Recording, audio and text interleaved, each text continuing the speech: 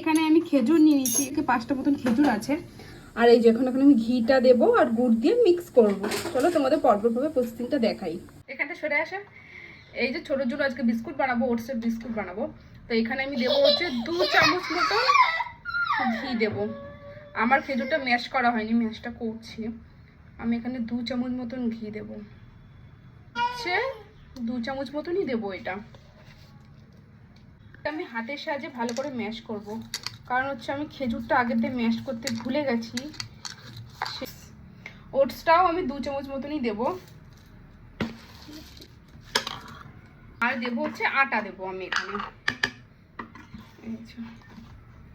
আটাটা দেবো হচ্ছে 2 চামচ মতনই দেবো আটাটা। এইটাকে এখন ভালো করে মেখে নেব ব্যাটারটা। তারপরে দেবো হচ্ছে ঠান্ডা একটু দুধ দেবো। আর এখানে আমি দুধ দেবো, দুধটা পরিমাণ মতন। হ্যাঁ, এটা একটু ডো টাইপের মাখতে হবে, তো সেই জন্য দুধটা পরিমাণ মতন দেবো, যাতে ডোটা ভালো করে করতে পারি। একটু দুধ দেবো,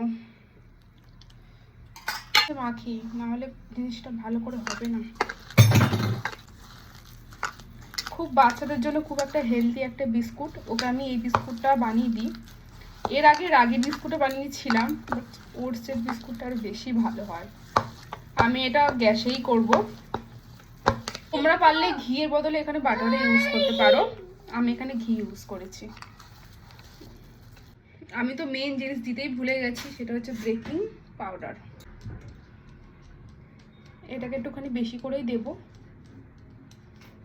এইটাই তো মেন, তাহলে বিস্কুটটা ফুলবে না, সেই জন্য। প্রথমে আমি ভালো করে হিট করে নিয়েছি, এর উপর একটা বাটি দেব, তারপরে আমি এইটা দেব। এই দেখো, ঠিক আছে, কত সুন্দর লাগছে না? এবার একটা চামচ নেব, চামচের সাহায্যে আমি এমন করে দেবো। দেখো বিস্কুটগুলোকে আমি এভাবে গোল করে রেখে দিয়েছি, এখন একটা চামচের সাহায্যে এইভাবে আমি ডিজাইন করে দেবো। আমন্ড বাদামটা দিয়ে দেবো এইভাবে বসিয়ে দিয়েছি। আর এখানে একটা এমন দিয়ে দিলাম কাগজ, যাতে ভিতরে হাওয়া না ঢোকে। এখানে আমার বিস্কুট রেডি হয়ে গেছে, বিস্কুট অলমোস্ট হয়ে গেছে, সুন্দর হয়েছে বিস্কুটটা দেখতে। এখন যেহেতু গরম আছে, এখন বিস্কুটটা ঠান্ডা করবো, তারপর একটা কৌটোর মধ্যে রাখবো।